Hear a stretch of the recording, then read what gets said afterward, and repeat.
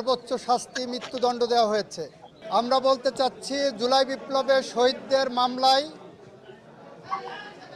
শহীদরা ন্যায় বিচার পেয়েছেন।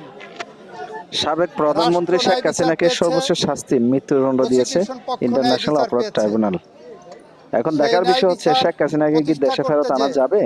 আমার মতে কখনোই ফেরত আনা যাবে না, কারণ ভারত কখনোই শেখ হাসিনাকে ফেরত দেবে না।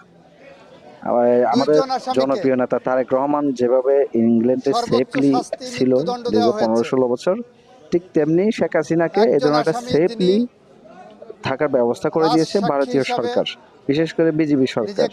কারণ শেখ হাসিনাকে দিয়ে কিন্তু বিজেপি সরকার ইন্ডিয়া যা কিছু নিয়েছে, বাংলাদেশ থেকে যা কিছু পেয়েছে, এরা অতীতে পাবে না এগুলো। এই জন্য অন্তত তার খাতিরে হলো শেখ হাসিনাকে তারা কখনোই ফেরত দেবে না। বন্ধুরা, ভিডিওটি ভালো লাগলে চ্যানেলটি সাবস্ক্রাইব করুন। এমন আরো তাজা খবর দেখার জন্য চ্যানেলটি অবশ্যই আপনারা সাবস্ক্রাইব করে রাখুন। ভিডিওতে একটি লাইক দিন।